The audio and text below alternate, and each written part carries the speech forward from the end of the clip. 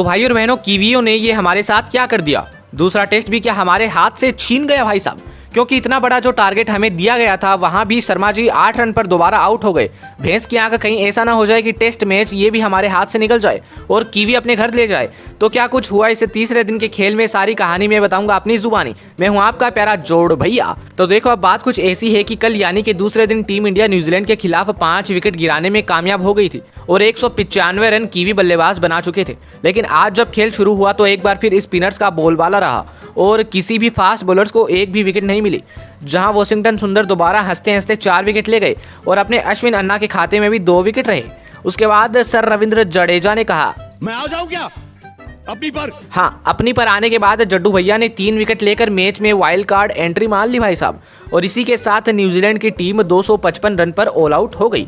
इस test match के तीसरे दिन में ही टीम इंडिया को जीत का टारगेट मिल चुका था।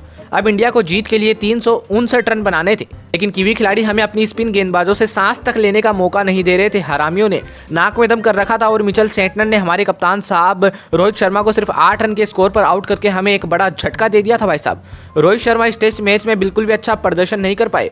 जहां पहली इनिंग में तो रोहित शर्मा खाता भी नहीं खोल पाए थे और लंच के बाद शुभमन गिल भी 23 रन बनाकर मिचेल सेंटनर की चक्री का शिकार हो गए और टीम का दूसरा विकेट गिर चुका था। फिर क्रीज पर विराट कोहली टीम इंडिया को संभालने के इरादे से उतरते हैं और वहीं दूसरी ओर यशस्वी जायसवाल कीवियों को बैकफुट पर धकेलने की फुल कोशिश में थे और बेसबॉल खेल रहे थे भाई साहब। लेकिन मिचेल सेंटनर आज अपनी अम्मा अब्बा की कसम खाकर आए थे कि हमें चैन से जीने ही नहीं देंगे। इन जनाब ने यशस्वी जायसवाल को भी आउट कर दिया, जो कि क्रीज पर अच्छे दिख रहे थे, लेकिन वो भी 77 रन बनाकर आउट हो गए। भाई और बहनों, उसके बाद विराट कोहली की बड़ी गलती की वजह से ऋषभ पंत 0 के स्कोर पर रन आउट हो गए। मतलब कोई भी फैसला हमारे तरफ नहीं था, हमारे हित में नहीं था। अब मैच कोई चमत्कार ही हमें जिता सकता था, लेकिन ऐसा न्यूजीलैंड वालों ने होने ही नहीं दिया। गोरे सेंटनर ने विराट कोहली को LBW कर दिया। जब कोहली भैया ने रिव्यू लिया तो अंपायर कॉल था। उसके बाद फैंस अंपायर की इंस्टाग्राम ID ढूंढ रहे भाई साहब, ताकि इस गधे के बच्चों को गाली दे सके। अगर किसी को ID मिल जाए तो कमेंट बॉक्स में बता देना, ताकि मैं भी अपने अनमोल शब्द उस अंपायर को बोल सकूं। विराट कोहली भी 17 रन बनाकर आउट हो गए। भैंस की आंख, न्यूजीलैंड वालों की गेंद ऐसी घूम रही थी कि इंडियन बल्लेबाजों की समझ से परे थे और सुंदर भैया भी 21 रन बनाकर चलते बने।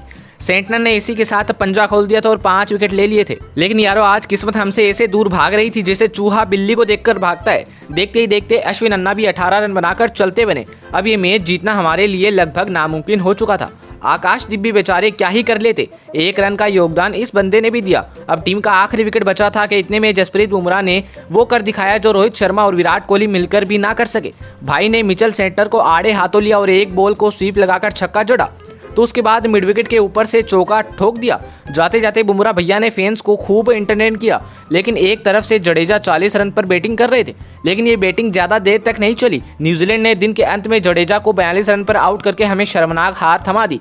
और धोनी के बाद रोहित शर्मा ऐसे कप्तान रहे हैं जिन्होंने इंडिया में कोई टेस्ट सीरीज हारी हो भाई साहब। खैर, इस सीरीज से सीख लेकर हमें आने वाले टेस्ट सीरीज में उतरना चाहिए और न्यूजीलैंड को इस सीरीज में क्लीन स्वीप करने से रोकना चाहिए। तो भाइयों, आज की कहानी इसी टेस्ट के साथ हुई खत्म। चैनल को सब्सक्राइब कर लेना।